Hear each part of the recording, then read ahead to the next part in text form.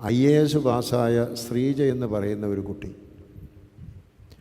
അവളുടെ പിതാവ് ജയകുമാർ, അവർ രണ്ടുപേരോടും ചോദിക്കുമ്പോൾ അവരുടെ സാക്ഷ്യം, ജയകുമാർ പറയുന്ന സാക്ഷ്യം എന്നെ വളരെയധികം ശ്രദ്ധിപ്പിച്ചു. ഞാൻ അവരുടെ പേര് പോലും ഓർത്തിരിക്കുന്നത് കൊണ്ടാണ്. അദ്ദേഹം പറയുകയാണ്, ഞാനൊരു കൂലിവേലക്കാരനാണ്, സൈക്കിളാണ് എൻ്റെ വാഹനം, എനിക്ക് 2 പെൺമക്കളും ഒരു സൈക്കിളുമുണ്ട്, അങ്ങനെ 3 മക്കളാണ് എനിക്കുള്ളത്. ഈ സൈക്കിളും കൊണ്ട് പോയാണ് ഞാൻ കൂലിവേല ചെയ്യുന്നത്. എൻ്റെ ഭാര്യ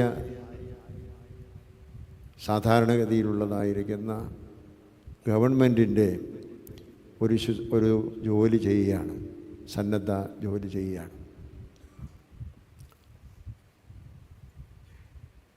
അദ്ദേഹം പറയുന്നത്, ഞാനൊന്നും ചെയ്തിട്ടില്ല, എൻ്റെ മക്കളെ ഞാൻ പഠിപ്പിച്ചു, കൂലിവേല ചെയ്ത് പഠിപ്പിച്ചു.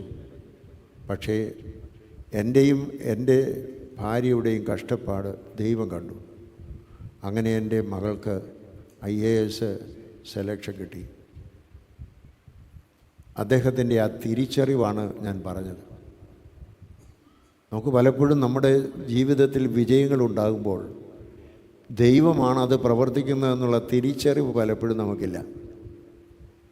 ആ തിരിച്ചറിവുണ്ടാകുന്നതാണ് നമ്മിൽ നിന്ന് ദൈവം പ്രതീക്ഷിക്കുന്നത്. ദൈവം നമുക്ക് അനേക നന്മകൾ ചെയ്യുന്നുണ്ട്. പക്ഷേ പലപ്പോഴും നമ്മുടെ വിചാരം നമ്മുടെ ബുദ്ധി കൊണ്ടും കഴിവ് കൊണ്ടും പണം കൊണ്ടുമൊക്കെയാണ് നമ്മൾ നേടിയെടുക്കുന്നതെന്നാണ്.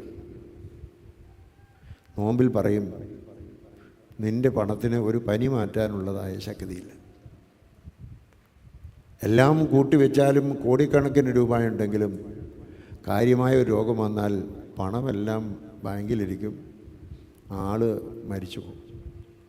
അപ്പം എത്ര പണം ചെലവഴിച്ചാലും അതിന് സൗഖ്യമുണ്ടാവുകയില്ല.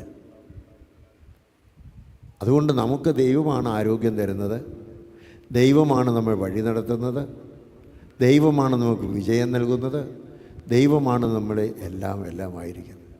ഇതാണ് നമുക്കുണ്ടാവേണ്ട തിരിച്ചറിവ്. കനാന്യ സ്ത്രീക്ക് യേശു സൗഖ്യമാകുമെന്നുള്ള തിരിച്ചറിവുണ്ടായതുകൊണ്ട് അവൾ വിജയിച്ചു. നമ്മുടെ ജീവിതത്തിലും ദൈവമില്ലായെങ്കിൽ നമ്മളൊന്നുമല്ല, നമ്മളെല്ലാമാണെന്നുള്ള അഹങ്കാരത്തിൽ നമ്മൾ ജീവിക്കുന്നുണ്ട്. പക്ഷേ ദൈവം ഉള്ളതുകൊണ്ട് നാം ജീവിക്കുന്നു. ആ ദൈവം ഓരോ സമയത്ത് നൽകുന്ന നന്മകളെ തിരിച്ചറിയാൻ നമുക്ക് കഴിയുമ്പോഴാണ് ജീവിതത്തിൽ വിജയമുണ്ടാകും.